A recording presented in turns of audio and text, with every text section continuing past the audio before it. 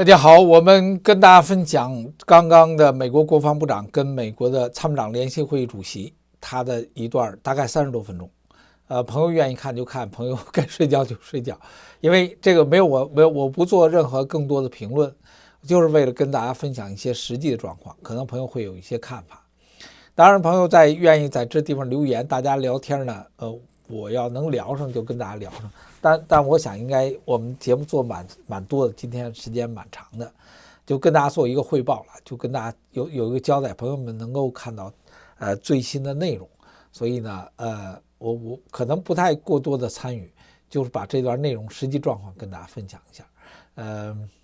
我们可能这期节目做完之后，我们就中间就休息得睡觉了。OK。With one unmistakable message about Operation Epic Fury. America is winning, decisively, devastatingly, and without mercy. Under the direct command of President Trump, the War Department unleashed this operation early Saturday morning, just 4 days ago, which means we need to remember two things. First, we are only 4 days into this. Metrics are shifting, dust is settling, and more forces are arriving. It's very early, and as President Trump has said, we will take all the time we need to make sure that we succeed. Second, we are only 4 days into this, and the results have been incredible. Historic, really. Only the United States of America could lead this, only us. But when you add the Israeli Defense Forces, a devastatingly capable force, the combination is sheer destruction for our radical Islamist Iranian adversaries. They are toast, and they know it. Or at least, soon enough, they will know it.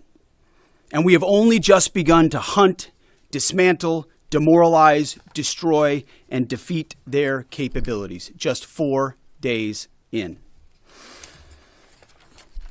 Starting last night and to be completed in a few days, in under a week, the two most powerful air forces in the world will have complete control of Iranian skies, uncontested airspace. I hope all the folks watching understand what uncontested airspace and complete control means. It means we will fly all day, all night, day and night, finding, fixing, and finishing the missiles and defense industrial base of the Iranian military, finding and fixing their leaders and their military leaders, flying over Tehran, flying over Iran, flying over their capital, flying over the IRGC, Iranian leaders looking up and seeing only U.S. and Israeli air power every minute of every day until we decide it's over. And Iran will be able to do nothing about it. B-2s, B-52s, B-1s, Predator drones, fighters, controlling the skies, picking targets. Death and destruction from the sky, all day long. We're playing for keeps. Our warfighters have maximum authorities granted personally by the president and yours truly. Our rules of engagement are bold, precise, and designed to unleash American power, not shackle it. This was never meant to be a fair fight, and it is not a fair fight. We are punching them while they're down, which is exactly how it should be.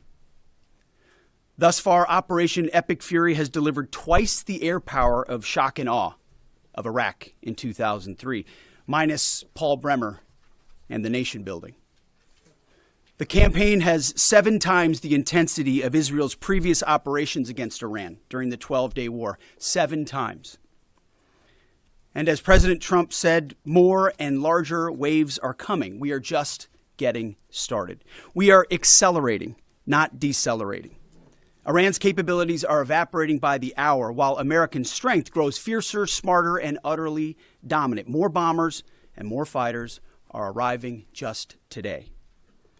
And now, with complete control of the skies, we will be using 500-pound, 1,000-pound, and 2,000-pound GPS and laser-guided precision gravity bombs of which we have a nearly unlimited stockpile. We used more exquisite standoff munitions at the start, but no longer need to. Our stockpiles of those, as well as Patriots, remains extremely strong. The enemy can no longer shoot the volume of missiles they once did, not even close. And the chairman will lay out some of those percentages. So our air defenses and that of our allies have plenty of runway. We can sustain this fight easily for as long as we need to. And as I said yesterday, we set the terms. Now, you may not see much of it because the IRGC shut off the internet to the entirety of the country. They blind their people on purpose, just like they kill their own on purpose. Much was made of the volume of missiles Iran was able to shoot in the first few days. And sadly, as we projected, a few got through and killed 6 of our best, who will hopefully arrive home soon. We will avenge them, no doubt. But I liken Iran's predicament to a football team who scripted the first 20 plays of a game. The team knew what plays to run because their first few drives were scripted. But now that the game has started and the blitz is on, they don't know what plays to call, let alone how to get in the huddle and call those plays. Iran's senior leaders are dead.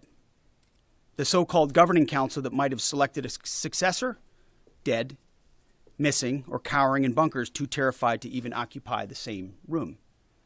Senior generals, mid-level officers, enlisted ranks, they can't talk or communicate, let alone mount a coordinated and sustained offensive. That's not great for morale. The Iranian Air Force is no more, built for 1996, destroyed in 2026. The Iranian Navy rests at the bottom of the Persian Gulf. Combat ineffective, decimated, destroyed, defeated, pick your adjective. In fact, last night, we sunk their prize ship, the Soleimani. Looks like POTUS got him twice. Their Navy, not a factor. Pick your adjective, it is no more. In fact, yesterday, in the Indian Ocean, and we'll play it on the screen there, an American submarine sunk an Iranian warship that thought it was safe in international waters. Instead, it was sunk by a torpedo. Quiet death. The first sinking of an enemy ship by a torpedo since World War II. Like in that war, back when we were still the War Department, we are fighting to win. Also, yesterday, the leader of the unit who attempted to assassinate President Trump has been hunted down and killed. Iran tried to kill President Trump, and President Trump got the last laugh. Now, this is not a mission accomplished situation. This is simply a reality check. The combination of U.S. and Israeli intelligence and combat power will control Iran, and will control it soon. Sure, Iran will still be able to shoot some missiles, and still be able to launch one-way attack drones at civilian targets, and their proxies will attempt to attack our embassies, bases, and soft targets. They are terrorists, after all, and they need to target civilians because they can't fight toe-to-toe. But we will find them, and we will kill them. This is what the fake news misses. We've taken control of Iran's airspace and waterways without boots on the ground. We control their fate. But when a few drones get through or tragic things happen, it's front page news. I get it. The press only wants to make the president look bad, but try for once to report the reality. The terms of this war will be set by us at every step. As I said Monday, the mission is laser focused. Obliterate Iran's missiles and drones and facilities that produce them, annihilate its navy and critical security infrastructure, and sever their pathway to nuclear weapons. Iran will never possess a nuclear bomb, not on our watch, not ever. And this is why President Trump's moral clarity on Iran today is so vital. Unlike the past, where vague red lines and endless negotiations let Iran fund terror and inch ever so slightly toward a bomb, this president sees the threat plainly and acts decisively. No more half measures, especially when Iran is at its weakest. No more letting Tehran play for time while our people pay the price. His leadership ensures that we finish what we start and that we protect our warfighters by crushing the enemy before they can strike again. Our offensive operations, refined through months of relentless preparation, are unstoppable. And our defensive efforts are unprecedented. We have from the start put the protection of our troops ahead of everything else. Before we very publicly built up offensive combat power, we quietly ensured that our defensive posture and power was in place. And as we built up offensive combat power, we moved the vast majority of American troops, over 90% of Americans that were on our bases, what we say off the X, out of the range of Iranian fire. Our defensive shield is equally formidable, the most sophisticated air and missile defense network ever fielded. Thousands of Iranian missiles and drones have been intercepted and vaporized. Tens of thousands of American and allied lives protected. We have pushed every counter-UAS system possible forward, sparing no expense or capability. And like I said, this does not mean we can stop everything, but we ensured that the maximum possible defense and maximum possible force protection was set up before we went on offense. In closing, as President Trump told German Chancellor Merz yesterday, Iran negotiated in bad faith, stalling, scheming, and preparing to strike. And we acted decisively to defend our people, our interests, and our allies. President Trump took bold action, putting America first, the kind of bold action that the American people elected him to execute. To our steadfast partner, Israel, your mission is being executed with unmatched skill and iron determination. Fighting shoulder to shoulder with such a capable ally is a true force multiplier and a breath of fresh air. We salute your courage and your contribution. 4 days in, we have only just begun to fight. America fights to win, and in Operation Epic Fury, we are. May God's providence cover and protect our troops always. And with that, I turn it over to the chairman. Thank you, Mr. Secretary, and good morning, everyone. Thank you for being here. I'm here today to provide the American people and those of you in this room an update on Operation Epic Fury. First, it's with profound sadness and gratitude that I share the names of 4 of our 6 fallen heroes, all from the 103rd Sustainment Command, U.S. Army Reserves out of Des Moines, Iowa. Captain Cody Cork, Sergeant First Class Noah Tegens, Sergeant First Class Nicole Amore, and Sergeant Declan Cody. To the families of our fallen, we grieve with you today, and we look forward to welcoming your family members home at Dover in the coming days. Out of respect for the other families, we'll withhold the release of their names until next of kin notification is complete. And either myself or Admiral Cooper will release those names as soon as we can ensure that all of those families have been properly notified. To our Gold Star families, to our wounded warriors and their loved ones, we will never forget your sacrifice.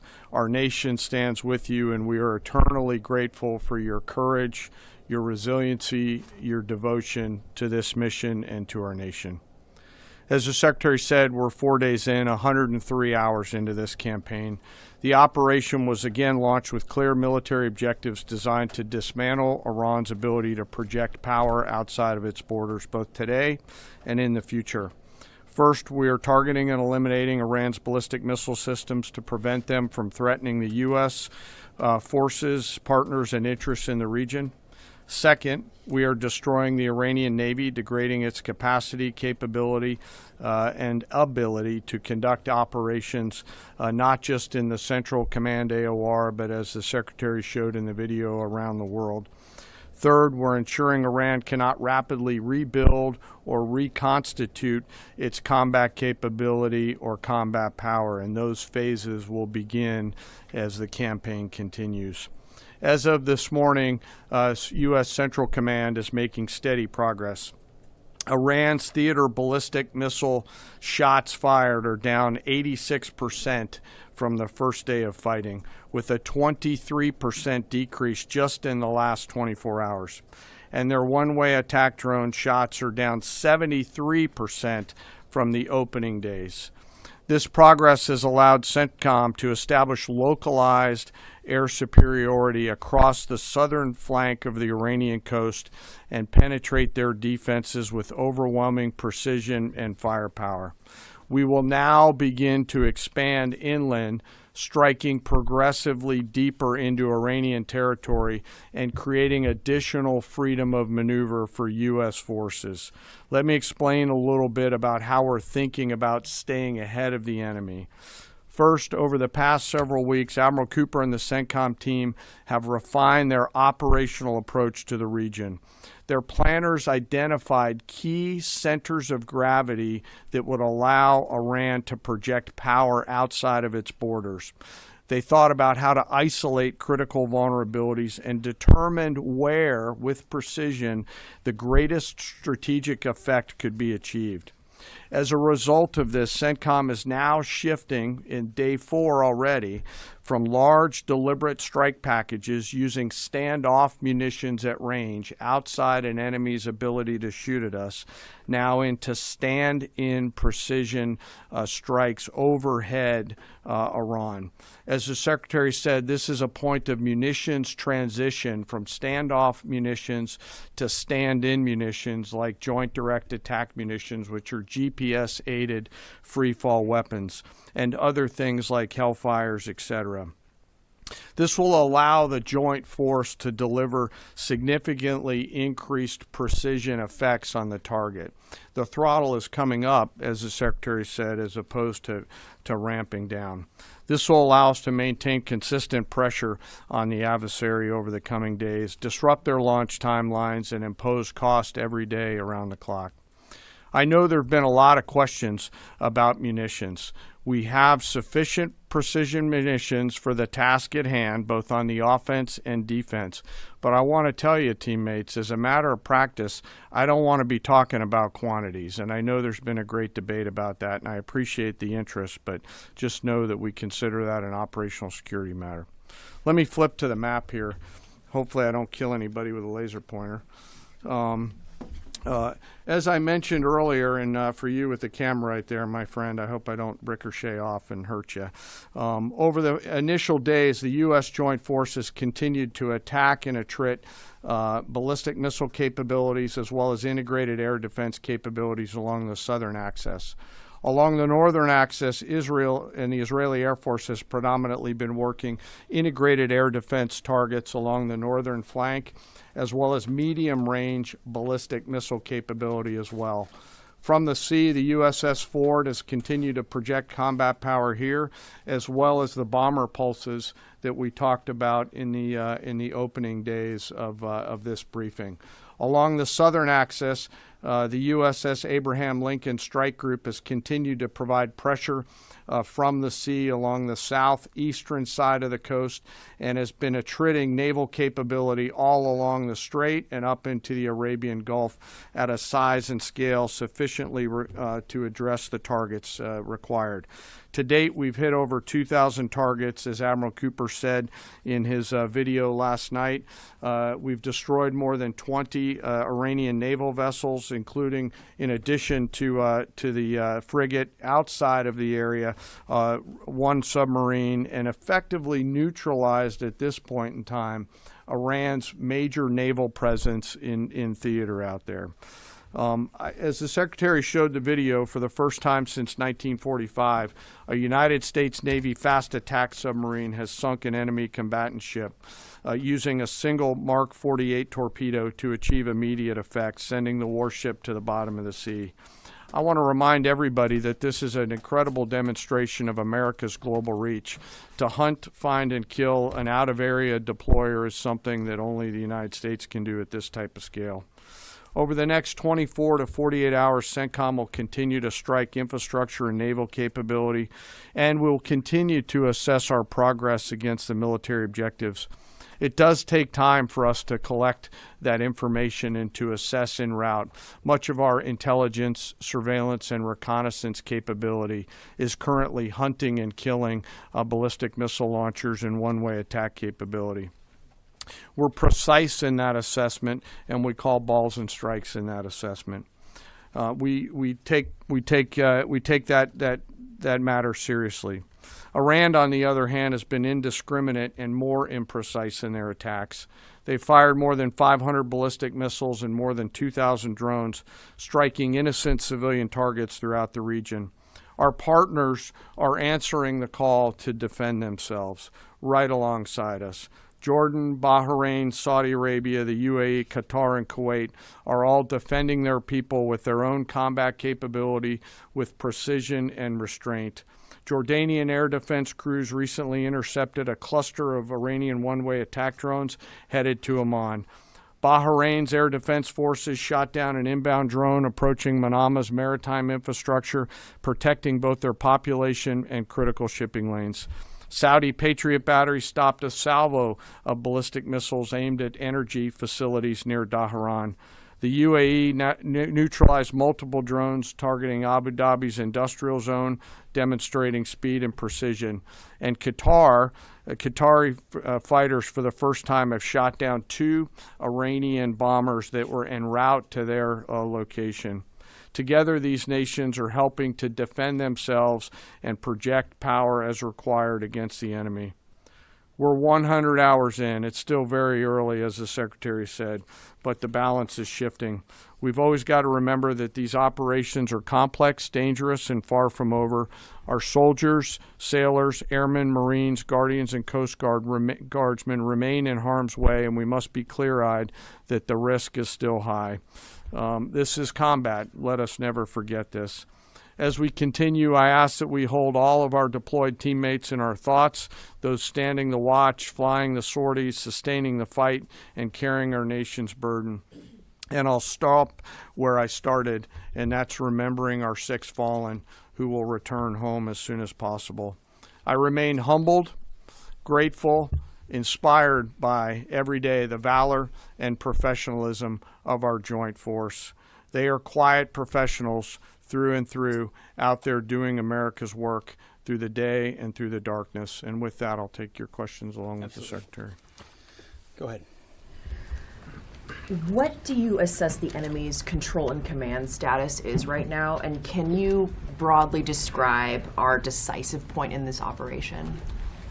Well, I won't describe the decisive point in the operation because that would tell the bad guys what it was. That's a good question, though. I appreciate the question. There are C2 structures in a bad way.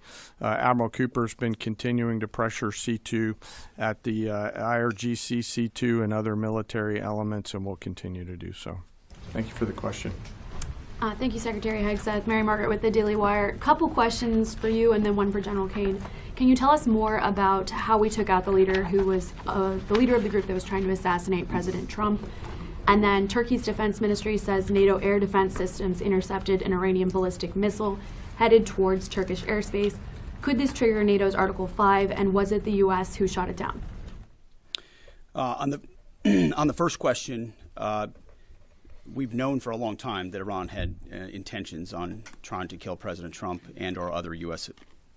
officials. And while that was not the focus of the effort by any stretch of the imagination, in fact, never raised by the president or anybody else, I ensured and others ensured that those who were responsible for that were eventually part of the target list. It wasn't the beginning of the effort. We were focused on missiles and launchers, and that's the focus. But ultimately, if we had the opportunity to get at those who are trying to get at Americans specifically, we would. And so we eventually had the opportunity to do that from the air. And then on the matter with Turkey, I'll have to get back to you on exactly what the intercept looked like at that. We're aware of that particular engagement, although no sense that it would trigger anything like Article 5. No. Tie right there. You got a tie on. Yeah. Thank you. Come back to the BBC. Can you give us an update on what the administration knows, what you know now about the reported strike on a girls' school in southern Iran on Saturday? All I can say is that we're investigating that. We, of course, never target civilian targets, but we're taking a look and investigating that. Red tie in front. Just on the basis that with the information you would have, your reconnaissance abilities, ability to gather information, I mean, it's several days on now. So is there any clarity on whose munition this was? We're investigating it. Thank you. Secretary, so there are reports that the administration is considering arming Iranian Kurdish groups. So could you please clarify that whether any such plan has been authorized and whether Congress or regional partners has been notified and consulted? All I would say is none of our objectives are premised on the support or the arming of any particular force. So what other entities may be doing, we're aware of, but our objectives aren't centered on that. Green, right there. Yeah, thank you, Mr. Secretary. Mike Lynn, Washington Times. Can you talk a little bit about the deconfliction process that's going on? You have two parallel operations, Epic Fury and Roaring Lion. How are you making sure they're not interfering with each other? Sure, I'm happy to take that. Thank you for the question. We have liaison officers on both sides. There are U.S. CENTCOM teammates out in Israel, and there are Israeli Defense Force teammates at the relevant command and control nodes within the U.S. CENTCOM enterprise. Routinely, Admiral Cooper is talking to the IDF Chief of Defense, and I will occasionally speak to him through the arc of this. I've spoken to him a few times already. That allows us to coordinate, integrate, and synchronize activities while maintaining separate efforts. And when I said a breath of fresh air, I really meant it. Usually it's us with some ancillary benefits from allies who are maybe willing but not as capable. When you have both the will and the capability of an ally that can really bring things to bear, we take certain targets, they take certain targets, and when you coordinate it, it has incredible effects. Right here. Secretary Hegseth, with respect to House Minority Leader Hakeem Jeffries' statement that the Iran mission will end in failure, what kind of message does that send to our enemies, and what does it do to the motivation of our troops? Well, I've been through that movie before with the Democrats rooting against the country. Our generation saw that in our battlefields. I think it's pretty unprecedented and unfortunate that it would occur 4 days in to an operation where, as the chairman laid out, America's best are operating in an incredibly challenging environment where they're having incredible success, but they're meeting a determined adversary. And he's been privy to briefs that we've provided. He knows how effective this has been. He's being disingenuous, which we're used to. Right here. Thank you for taking my question. Heather Mullins, Lindell TV. One of the questions I have is just really regarding the intelligence that indicated that this was something the U.S. had to get involved with at the time that you guys did. We had Operation Midnight Hammer back in June. We obliterated their nuclear facilities. What was the intelligence that suggested that somehow they became a threat once again that required us to get involved with Operation Epic Fury? I appreciate the question. The evidence in front of us since the 12-day war was that Iran had no intention of actually negotiating a nuclear deal that truly meant they did not have a pathway to the nuclear bomb. And they had a moment. Jared Kushner and Steve Witkoff, two of the best negotiators in the world, poured into that negotiation, giving them every single possible opportunity to release that ambition, and they didn't. And the intelligence that we saw they didn't intend to do it in good faith, that they had the intentions eventually to get to a place where they could have a conventional shield to block their nuclear capabilities, as I talked about yesterday. So I would separate the what from the when a little bit.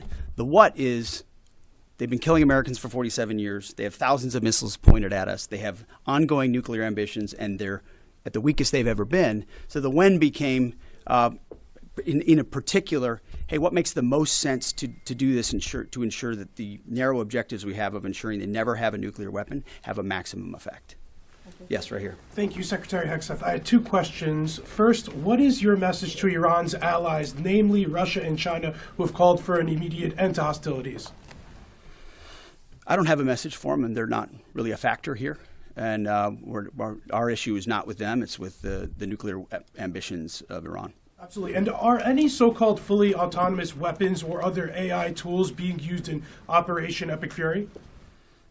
We've got a lot of autonomous systems, or systems that drones and others incorporated with smart AI aspects to them, but a lot of which I can't talk about here. Yeah. Yellow, right there. Yes, ma'am. Thank you very much, Mr. Secretary. As you know, China is accusing the United States of invading in Iran, a sovereign nation, and North Korea, which cooperate with Iran on nuclear development, has declared its commitment to protecting Iran. What is the United States' strategic response to this? And I have a second one. How many allies join with the United States to fighting against Iran? Do you have any numbers? Well, I think what you're seeing right now is a response in the region to the belligerence of Iran and the willingness of them to target civilian airports, civilian hotels, civilian locations, civilian oil infrastructure of their Gulf neighbors who would have preferred not to be in conflict, didn't want to, but now realize that this is something that has to be dealt with. So whether it's UAE or Qatar or Bahrain or Kuwait or Saudi, on different levels, they're reaching out to us, whether they're going on offense, which they are, whether they're giving us additional access basing and overflight. We're working very closely and collaborating with them. Also on air defenses. The air defense capabilities of those countries are significant, and when combined with ours and we coordinate, it brings simplicity to the shot doctrine, so we make sure we're using less munitions but being more effective with what we shoot at. And as it pertains to other countries, I'll sort of give the same question. They don't really bear on the case of Iran. We're going to deal with Iran's nuclear ambitions, and that'll send plenty of signals in the process. Right there. Purple. Are you going to help get Americans out of the region? Thank you so much, Mr. Secretary. I have two questions. One question for you and the other question for Mr. Chairman. You ruled out that you are not engaging with the Kurdish forces, Iranian Kurdish forces, to incursion from the Kurdistan region to Iran. But now, and today, Iranian said that under threatening the Kurdistan region, they said clearly if there is any incursion from the Kurdistan region, they will attack all the Kurdistan region and go war with the Kurdistan region. What's your comment on that? And a question for Mr. Chairman. Given comments that the U.S. forces might be deployed if necessary, under what specific conditions would you determine that deploying U.S. boots on the ground is necessary, and how would such a decision support and advance your stated strategic goals?